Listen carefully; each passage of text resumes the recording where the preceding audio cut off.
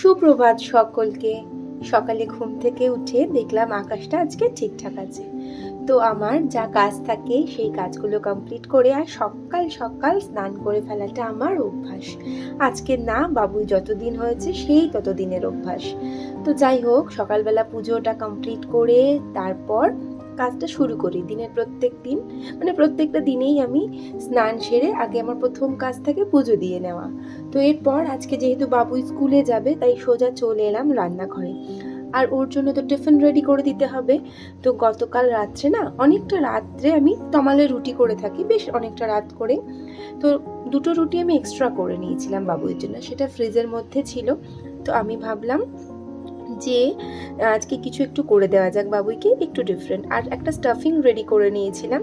তো এই রুটি দিয়ে ওই যে স্টাফিংটা রেডি করেছিলাম সেটা দিয়ে একটু মেয়োনিজ আর একটু টমেটো সস দিয়ে একটা খুব সুন্দর স্টাফিং রেডি করে ওই একটা রুটি দিয়ে একটা র্যাপ মতন করে দেবো। খেতে ভালো তো হয় আর পেটটা তো ভীষণভাবে ভরে যায়।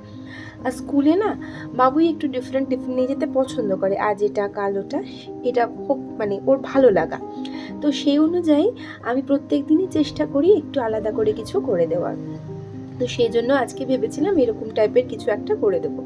তো ওর মানে রুটিটা আমি রেডি করে নিলাম, আর তারপরে না চাটুর মধ্যে একটু বাটার দিয়ে রুটিটা একটু এপিট ওপিট করে ভেজে আমি তুলে নেব। ওকে দুটো দিলেই ওর মোটামুটি পেট একদম স্কুলে ভরে যাবে, আর কোনো ঝামেলা থাকবে না। ও শান্তিতে দুটো খেয়ে নিতে পারবে, আর এর বেশি ও নিতেও চায় না। তো আজকে না খুব তাড়াতাড়ি ওর সকালে টিফিনটা রেডি করে ফেলেছিলাম। তো তারপরে ভাবলাম একটু চা বসাই। আর বাবুইও আজকে সকাল সকাল উঠে মানে ফ্রেশ হয়ে নিয়েছিল। তো স্কুলে যাবার বেশ সময় অনেকটা বাকি ছিল, তাই আমি ভাবলাম চলো মা বেটা মিলে দুজনে মিলে একটু চা খাই।